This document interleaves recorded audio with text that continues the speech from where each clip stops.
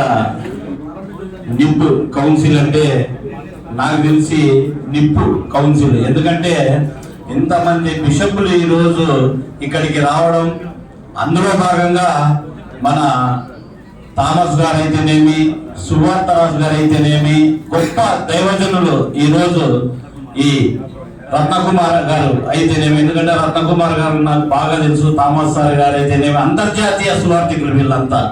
నేను ఒక్కటే చెప్తున్నాను, ఏదైతే ఒక విజన్ కలిగి నారా చంద్రబాబు నాయుడు గారు ఉన్నారో అదే విజన్ కలిగి మన మార్టిన్ గారు ఉన్నారు. ఎందుకంటే ఏదైనా చేయాలి అంటే ఒక పద్ధతిగా, ఒక ఆలోచనగా ఇంత మందిని కలుపుకొని, నిన్ననే నేను రాత్రి చూశాను, ఆయన ఇక్కడ ఉండి అన్ని సమకూరుస్తున్నారు. అంటే ఒక పౌరుడు చైర్మన్ ఆయన, కానీ సక్సెస్ కావాలి అని ఆయన ఈవినింగ్ కూర్చొని అందరితో, ఆయన కూడా ఇప్పుడు కూడా మీటింగ్ జరుగుతా ఉంది, అక్కడ వెళ్తాడు, అందరినీ సమన్వయం పరుచుకొని ఈరోజు ఇంత దిగ్విజయంగా జరిగిందంటే నిప్పు నిజంగా వారికి ప్రతి ఒక్కరికి, పౌరుడు అయితేనేమి, అయ్యగారికి అయితేనేమి, వచ్చిన ప్రతి ఒక్కరికి నా కృతజ్ఞతలు.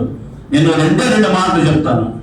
నారా చంద్రబాబు నాయుడు గారు ముఖ్యమంత్రిగా ఉన్నంత వరకు ఏ మత బిల్లు రాదు. ఎందుకంటే నారా చంద్రబాబు నాయుడు గారు విశ్వసనీయత, మత సామరస్యాన్ని కాపాడే వ్యక్తి ఎవరైనా భారతదేశంలో ఉన్నారంటే ఒక్క నారా చంద్రబాబు నాయుడు గారే. అంటే క్రిస్టియన్సే కాదు, ముస్లింస్ బాగుండాలా, హిందువులు బాగుండాలా, క్రైస్తవులు కూడా బాగుండాలా అనే ఉద్దేశంతో అంత జ్ఞానం కలిగిన వ్యక్తి ఎవరైనా ఉన్నారంటే భారతదేశంలో ఒక్క చంద్రబాబు సారే. నేను ఎందుకు ఉదాహరణ చెప్పగలను, మనకు 227 చర్చిలు అప్పుడు ముఖ్యమంత్రిగా ఉన్నప్పుడు 47 కోట్లు ఇచ్చిన ఘనత నారా చంద్రబాబు. ఏ ముఖ్యమంత్రి అయినా కానీ ఎక్కడే కానీ భారతదేశంలో ఇవ్వలేదు.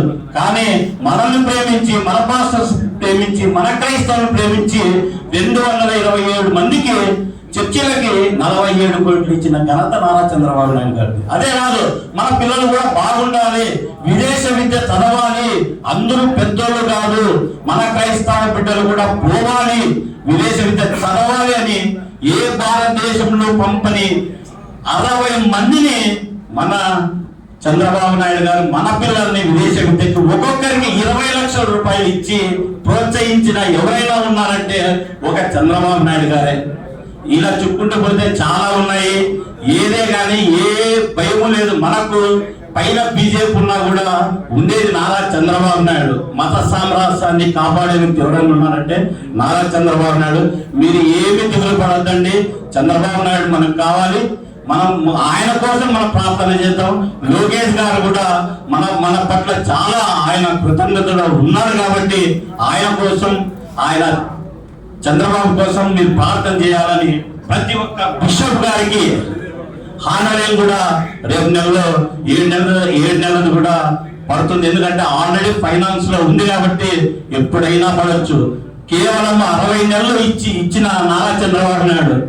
కానీ కొంతమంది 1.5 సంవత్సరమే ఇచ్చారు. కానీ ప్రభుత్వం వచ్చినప్పటి నుంచి ఇచ్చిన ఘనత నారా చంద్రబాబు నాయుడు గారిది. ఏదైనా ఉంటే నన్ను తప్పులుంటే క్షమించండి. ఈ అవకాశం ఇచ్చిన మన చైర్మన్ పౌండర్ మార్టిన్ గారు, నిజంగా చెప్పాలంటే బ్రదర్ నాకు చాలా ఏళ్ళ నుంచి నన్ను కొద్దిగా కోఆపరేషన్ చేస్తూ ఆయన ఎప్పుడు నాకు నేను బాగుండాలి అనే ఉద్దేశంతో ప్రతి ఒక్కసారి కూడా నన్ను ఇన్వైట్ చేశారు.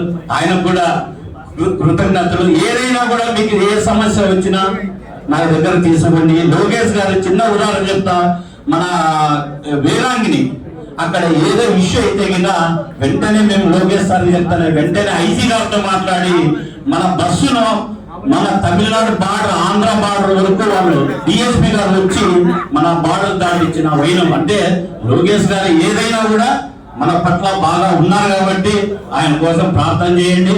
ఈ అవకాశం ఇచ్చిన పెద్దలకు నా నమస్కారాలు.